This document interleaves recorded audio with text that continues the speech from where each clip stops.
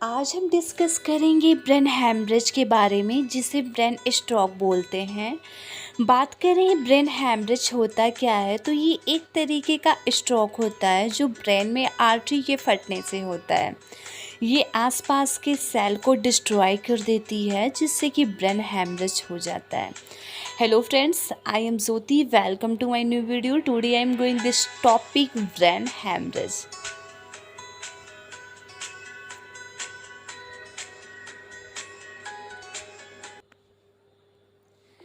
चलिए स्टार्ट करते हैं। ब्रेन हैमरेज होता क्या है। मोस्ट इम्पॉर्टेंट ये है कि किसी को अगर हाइपरटेंशन, हाई ब्लड प्रेशर हो या फिर हाइपरटेंशन की मेडिसिन लॉन्ग टाइम से चल रही हो, या फिर जो लंबे टाइम से हाइपरटेंशन पेशेंट हैं, कुछ इशू होने पर वो मेडिसिन लेना बंद कर देते हैं, रेगुलर फॉलोअप नहीं करते।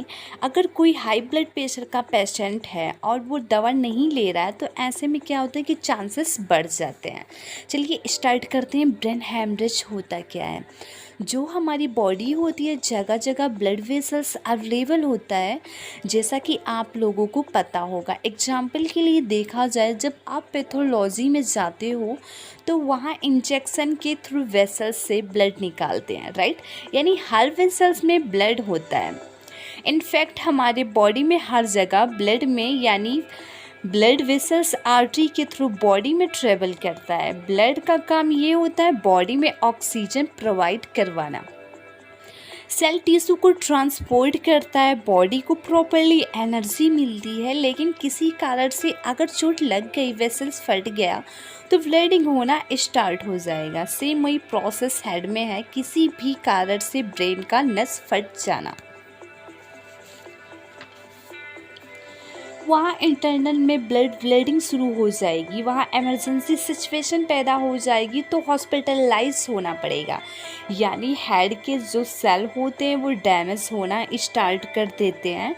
इससे क्या होता है कि सेल डेथ होने लगते हैं। फिर कई तरह के लक्षण सिम्टम दिखने लगते हैं, जो कई बार जानलेवा हो सकते हैं। अक्सर देखा जाए हैमरेज के बाद लकवा, पैरालिसिस हो जाता है, क्योंकि ब्रेन का पार्ट डैमेज हो जाता है।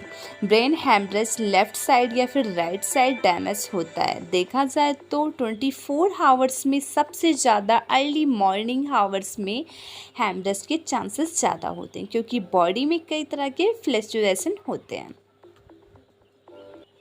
चलिए बात करते हैं रिस्क फैक्टर की। तो मोस्ट कॉमन ये है कि हाई ब्लड प्रेशर में ज़्यादा चांस होते हैं, यानी जैसे हाई बीपी की प्रॉब्लम हो, उन्हें बहुत ज़्यादा चांसेस होते हैं। अगर हाई बीपी वाले पेशेंट ट्रीटमेंट में अगर कोई लापरवाही करते हैं, तो चांसेस क्या होते हैं कि बढ़ जाते हैं। रेगुलरली आप बीपी चेक करवाते रहिए, मेडिसिन लेते रहिए। जो हाई बीपी के पेशेंट हैं, इसमें क्या होता है कि ज़्यादा चांसेस होते हैं। अक्सर ये भी देखा गया होगा, जो लोग स्ट्रेस में रहते हैं, उस इंसान के अंदर हाई ब्लड प्रेशर बढ़ जाता है, वेसल्स फट जाता है, ब्लड आना शुरू हो जाता है। एक्सीडेंटल केसेस में भी ऐसे चांसेस होते हैं। इंटरनल हैमरेज हो जाता है सिर में चोट लगने से। ब्रेन ट्यूमर में भी ऐसे चांसेस होते हैं। लीवर से रिलेटेड बीमारी हो तो इनमें भी चांसेस हैमरेज के बढ़ जाते हैं। बात करें सिम्टम्स की, तो देखा जाए लक्षण की बात करें, ब्रेन के लोकेशन के अकॉर्डिंग सेल डैमेज होना, वैलेंस का फटना, सर में दर्द, नोजिया, वोमिटिंग, डिजनेस, कन्फ्यूज़न, बोलने में प्रॉब्लम, आई साइड में प्रॉब्लम, बॉडी के पार्ट जो होते हैं वो काम करना बंद कर देते हैं। ये ब्रेन पर डिपेंड करता है कि राइट साइड पैरालिसिस हुआ है या फिर लेफ़्ट साइड। ओके, फिर उसके अकॉर्डिंग बॉडी पार्ट डैमेज हो जाता है, यानी पैरालिसिस होना। बॉडी में वीकनेस हो जाएगी, बॉडी मूवमेंट नहीं कर पाएगा, आपको धुंधला दिखेगा। हाई बीपी वाले पेशेंट में ज़्यादा इसके चांसेस होते हैं। वही बात करें बचाव की, अगर आप हाई बीपी के पेशेंट हैं तो डॉक्टर के सारे रूल्स फॉलो कीजिए, अपनी तरफ से सेल्फ डिसीजन मत लीजिए, मेडिसिन आप खाते रहिए अगर हाई बीपी वाले आप पेशेंट हैं तो। स्मोकिंग, अल्कोहल ना यूज़ करें, ट्रामा को इनवाइट मत करें। एक्सीडेंटल केसेस में चांस होते हैं, ट्रैवलिंग पर ध्यान दें।